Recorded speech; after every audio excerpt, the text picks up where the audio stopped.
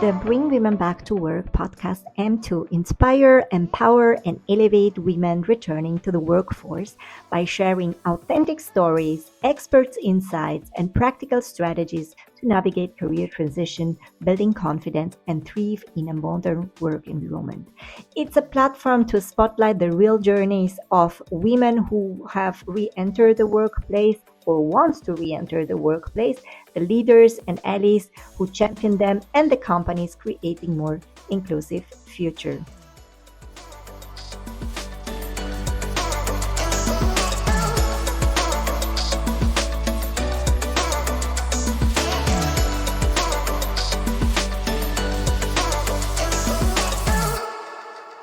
Hi everyone, my name is Natalie Alexander. I'm part of the team at Bring Women Back to Work, and welcome to the podcast.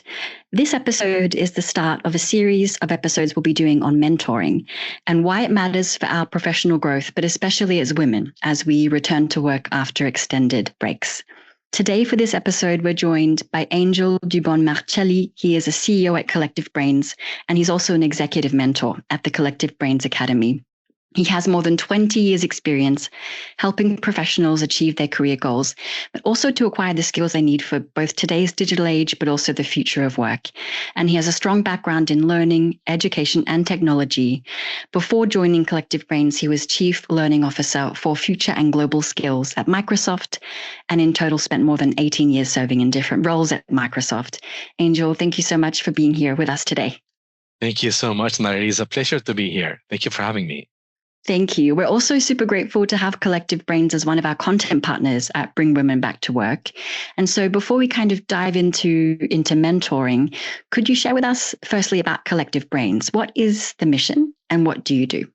Yeah, absolutely. Collective Brains is a conglomerate of approximately 120 mentors around the world.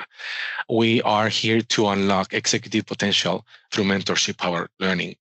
We have, of course, our mentoring programs. We help professionals to become executive mentors or professional mentors through 12-week learning programs. But we also help companies and corporations to bring their own or to build their own executive mentoring programs as well. We also support organizations like Bring Women Back to Work that are making this amazing impact in different audiences or in different kind of people, especially women. Just like what we do with Bring Women Back to Work, we also support Comité de Mujeres en Tecnología in Argentina, which is practically the same mission that Bring Women Back to Work has.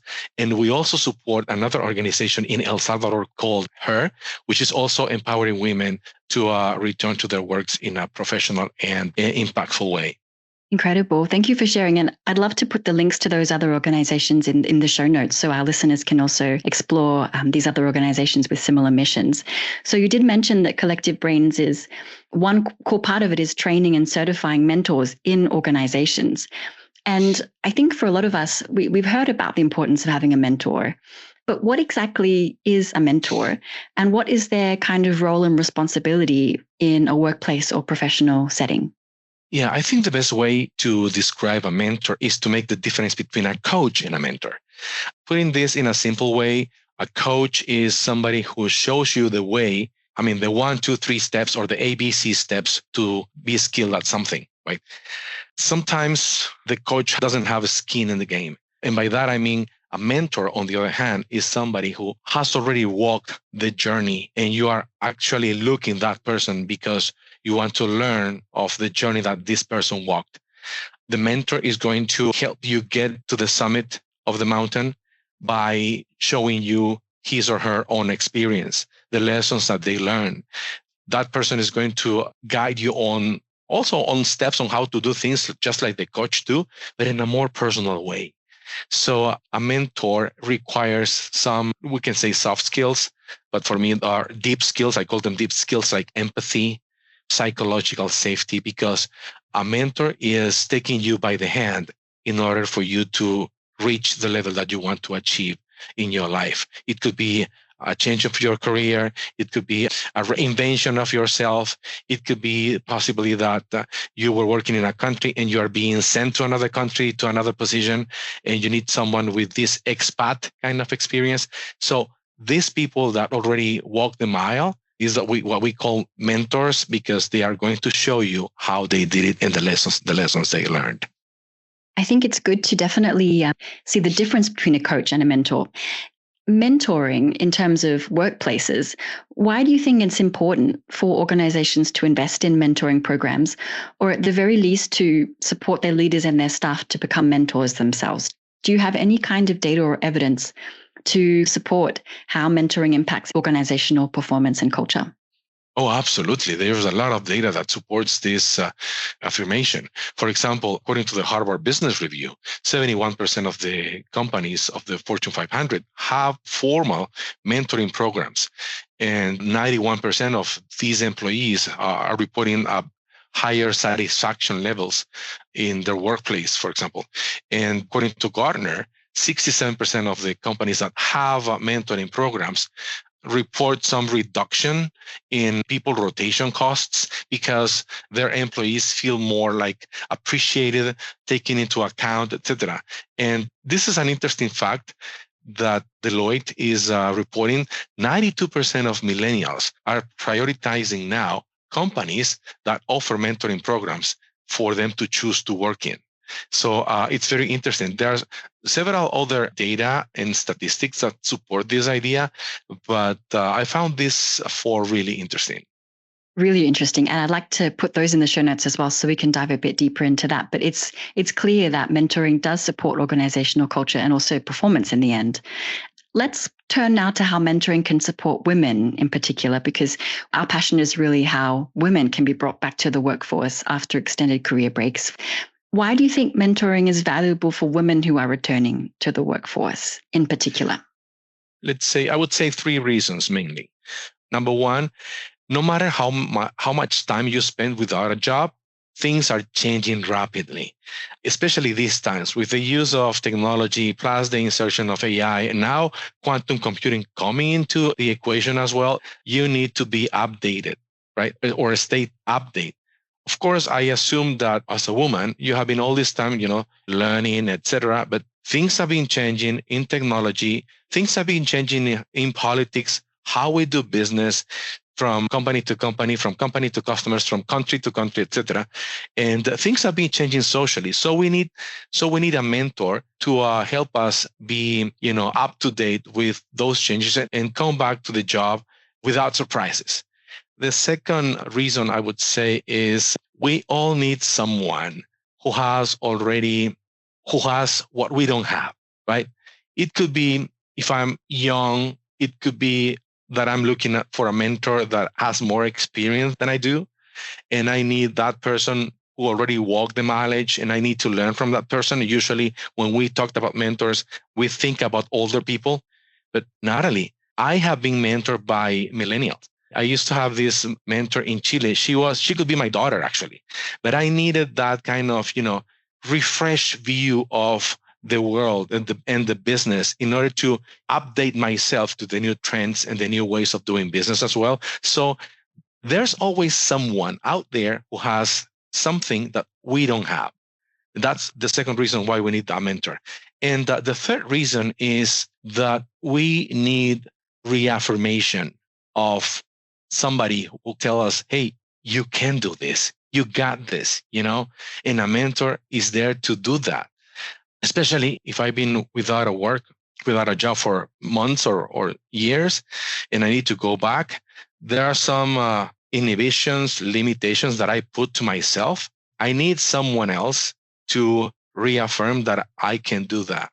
And I think those are the three main reasons why women need, not only women, I would say everybody needs a mentor if they're planning to go back to work. Yeah, I really do believe that too, that this is applicable to everyone. But I really appreciate you sharing those three reasons because they resonate a lot. And I also think it's interesting what you said about having mentors who are younger than you, especially with the world changing so quickly, how we can learn from each other no matter our age or our experience. So great. Yeah. I personally call this mentoring 360 because mentoring is not just a one or a two-way street. I mean, you can find a mentor anywhere. From a younger person, from a person with less kind of experience, from a person which has a different point of view of yours. At the end of the day, we need to also get out of our comfort zone and see things with different perspectives, right? Yeah. So as we go along with the series of episodes on mentoring, we're going to dive deeper into how to make the most of a mentoring partnership. But you've had so much experience as a mentor and through your professional journey as well, that we'd really like your advice on how to approach finding a mentor. For women out there who'd like to return to work or just beginning to start a new job after a break, where can they even begin to look for a mentor, especially if their networks are feeling limited? That's a really good question. And the first advice is be sure of what you want to achieve. Be clear to yourself on what you want to achieve, because your mentor is going to ask you for that as well. For some people, it might be easy. For example, I am being promoted to be a manager in another country. So I need a mentor who was already an expat. Or I've been an individual contributor and I'm going to be a manager in the next 2-3 months. I need someone with managerial experience. But if you still don't have very well defined what you need, take a notebook or a piece of paper and write it down. Do what we call in mentoring, what we call reflective writing. So start writing in 1 or 2 pages with your own hand, your needs, your plan, and that will help you find what you need to achieve. That's my advice. Number 1, be clear of what your objective is. Second, there are many types of mentors to choose. You can choose your mentor by experience, by nationality, by affinity, by wisdom. Okay. I remember I was leading a group of ATSs in Microsoft, which ATS is Account Technology Specialist. And I am not an engineer. I am a philosopher and I am a teacher. Those are my 2 careers. But of course, I was into technology for so many years. But when I got this job that I was going to lead technology specialist, how am I going to do that? So I found this guy who was the Microsoft global director for all the chief technology officers in the world. And guess what? The guy is a lawyer. So I said, this is the perfect guy for me. I mean, yeah. And my first question was, and always was, hey, how do you do that? I mean, how do you become to lead these people around the world, which are like non plus ultra in what they do in technology, and you lead them? So, and it was a very interesting relationship and a very interesting type of advice.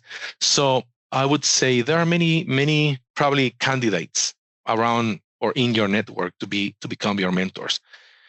First, choose among some of them, and then probably go beyond and check on people that you probably don't know or that are referrals. And, it's a leap of faith, but that will help you to choose the right mentor. Mm-hmm. Yeah. So be prepared, know or reflect on what you really want of your partnership with a mentor. And I guess be courageous and ask. Yes. Oh, absolutely. Absolutely. Yeah. Do you have any final advice for our community about, for those who are unsure or nervous about seeking a mentor or building this kind of partnership with a mentor that might help boost their confidence as they return to work?